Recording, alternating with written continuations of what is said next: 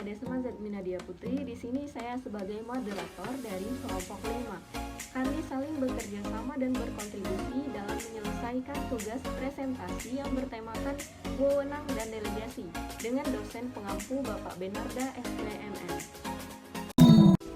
Sebelum masuk ke materi dan permasalahan, izinkan kami anggota dari kelompok 5 memperkenalkan diri.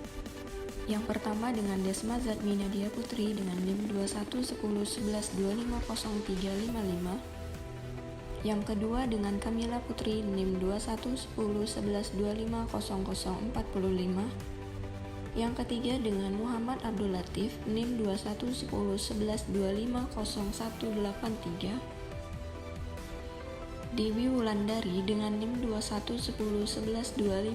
211011250321. Oktaviani dengan NIM 211011250065. Selanjutnya dengan Herwin Triatomo dengan NIM 211011250396. Yang terakhir Della Maulida dengan NIM 211011250444. Wewenang dan delegasi. Pengertian wewenang. Setiap manajer dalam organisasi memiliki kewenangan di dalam mengatur dan memutuskan tindakan apa saja yang diperlukan. Kewenangan itu biasanya diperoleh manajer dari manajer pada tingkat yang paling tinggi, sehingga dengan kewenangan itu seseorang dapat memberikan perintah atau petunjuk kepada para bawahannya dan karyawan yang berada di bawahnya. Wewenang yang diterima itu biasanya bersifat formal dan ada yang bersifat informal. Yang pertama, wewenang. Wewenang mengacu pada hak membuat keputusan tanpa persetujuan dari manajemen jenjang yang lebih tinggi dan menuntut kepatuhan dari orang lain. Pelimpahan wewenang secara khusus menunjukkan kepada pengambilan keputusan, bukan melakukan keputusan. Menurut Hani Handoko memberikan pengertian bahwa wewenang authority adalah hak untuk melakukan sesuatu atau memerintahkan orang lain untuk melakukan atau tidak melakukan sesuatu agar tercapai tujuan tertentu. Sebaliknya, pendelegasian merupakan proses pengalihan dan pemberian wewenang, tugas dan tanggung jawab dari manajemen puncak kepada orang lain untuk dipertanggungjawabkan pelaksanaannya. Kedua pengertian di atas mengandung arti bahwa seseorang akan bisa memperoleh wewenang apabila kewenangan itu telah didelegasikan oleh manajer di atasnya. Wewenang tidak akan pernah dimiliki bawahan manakala tidak didelegasikan oleh manajer pada tingkat yang lebih tinggi. Yang kedua, wewenang formal. Ada dua pandangan yang menjelaskan wewenang formal, yaitu wewenang resmi yang dimiliki oleh manajer. Kedua pandangan tersebut adalah apa yang disebutkan sebagai teori formal classical view dan teori penerimaan extensive view. Yang pertama adalah pandangan klasik, yaitu classical view. Menurut pandangan klasik, wewenang itu berasal dari singkatan yang paling atas atau wewenang yang dianugerahkan. Artinya, seseorang itu biasa memperoleh wewenang karena ia diberi atau dilimpahi atau diwarisi hal tersebut. Menurut pandangan ini, manajer mempunyai hak untuk memerintah karena merasa dari tingkat yang lebih tinggi dan karyawan berkewajiban untuk melaksanakannya. Kedua, pandangan penerimaan, yaitu extensive view. Lain halnya dengan pandangan klasik, pandangan penerimaan berpendapat bahwa wewenang seseorang timbul hanya bila hal sumber kekuasaan dapat diklasifikasikan atas dasar paksaan, kekuasaan balas jasa, kekuasaan pengendalian informasi, kekuasaan sah, dan kekuasaan ahli. Sumber kekuasaan ini dapat dijelaskan sebagai berikut.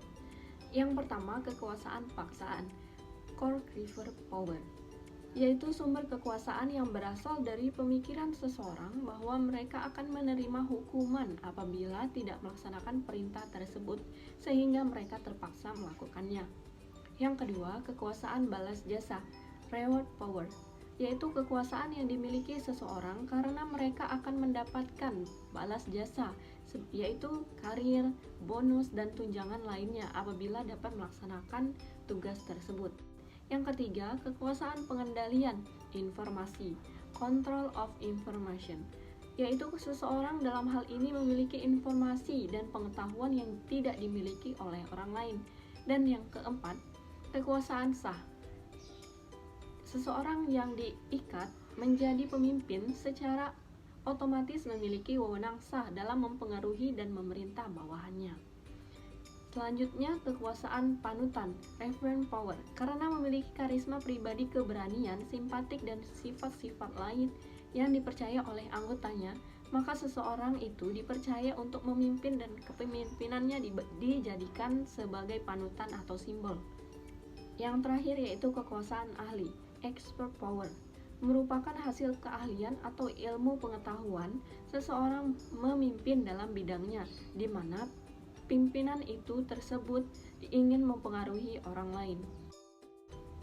Wewenang lini, staf, dan fungsional. Seperti yang telah dijelaskan bahwa sesuatu organisasi memiliki fungsi-fungsi tersendiri.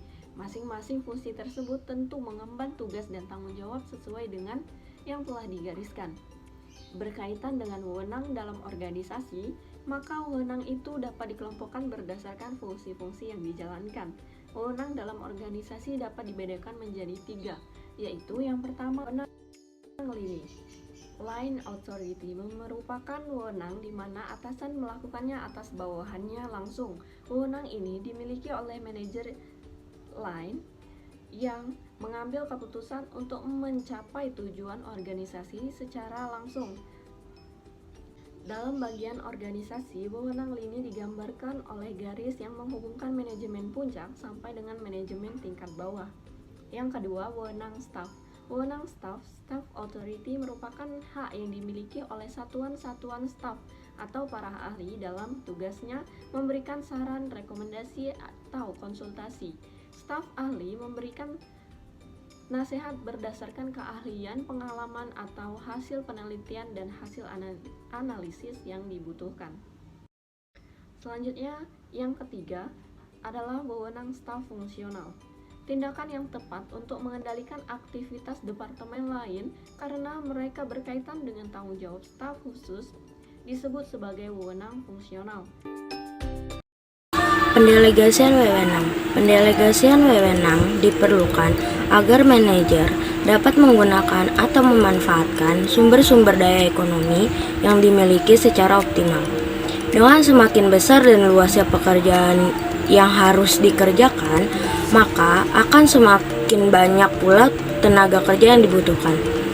Hal ini berarti semakin diperlukan adanya pendelegasian kekuasaan, yang berarti bahwa pendelegasian wewenang prosesnya selalu diikuti dengan pembebanan tugas dan tanggung jawab.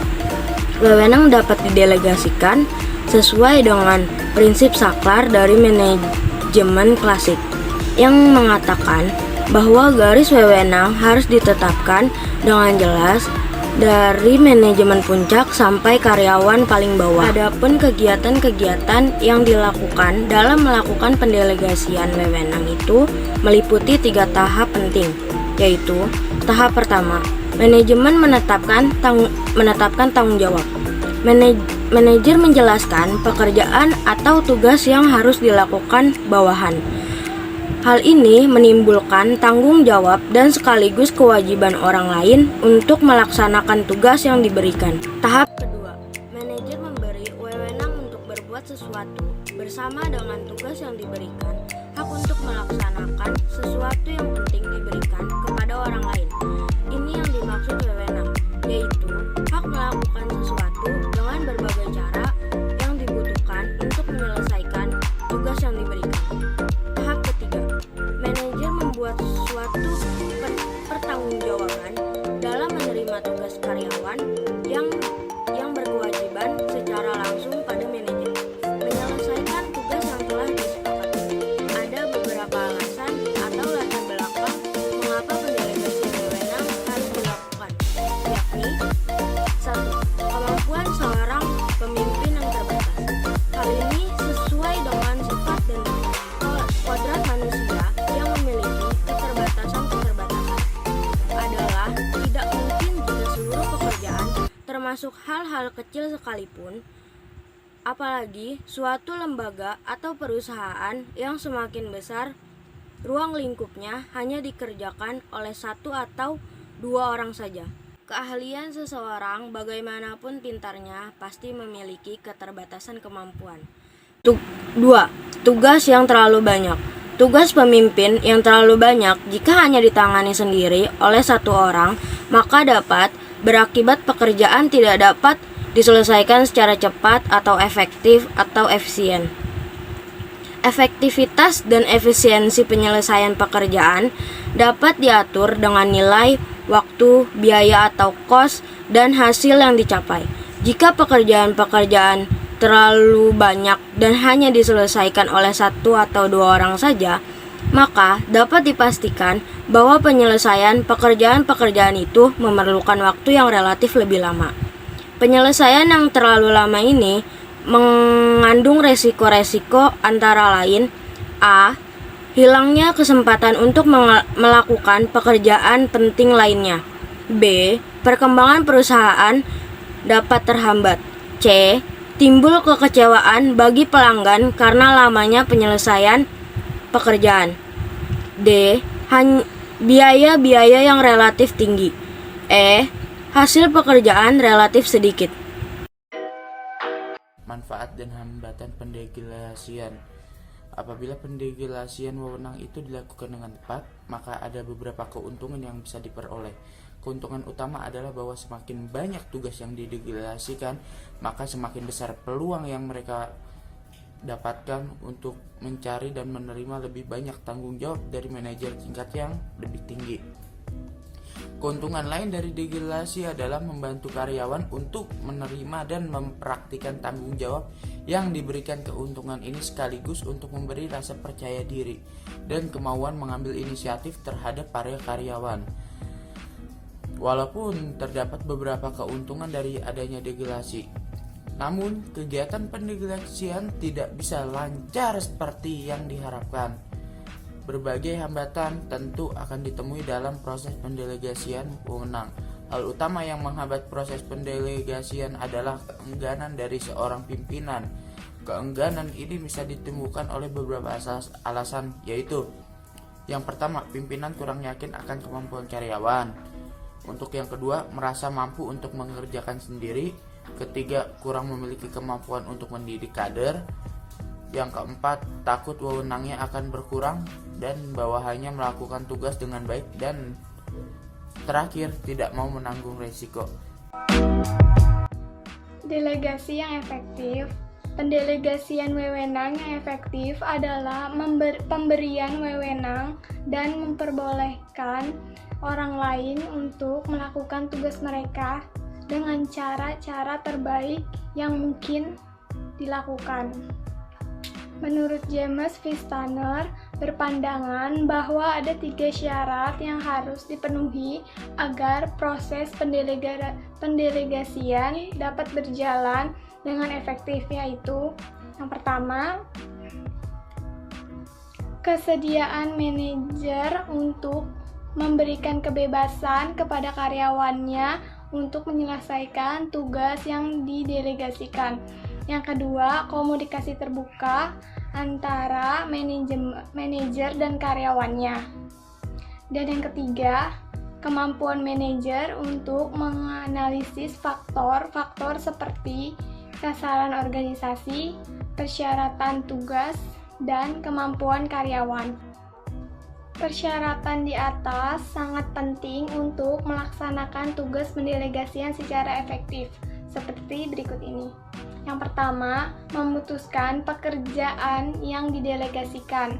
Banyak jenis pekerjaan yang dapat dan harus didelegasikan. Tetapi tidak semua pekerjaan dapat didelegasikan. Yang kedua, keputusan siapa yang akan ditugaskan. Untuk melaksanakan tugas tertentu, perlu dipertimbangkan hal yang terkait dengan pekerjaan yang akan dilakukan. Yang ketiga, dukungan sumber daya. Sumber daya yang dimaksud di sini adalah ketersediaan keuangan untuk menggaji staf yang mengerjakan tugas dan waktu untuk melaksanakan tugas tersebut. Yang keempat, Tugas didelegasikan. Informasi-informasi yang penting dan relevan harus diberikan manajer kepada bawahan agar tugas yang dikerjakan betul-betul dapat dipahami. Yang kelima, perlunya campur tangan.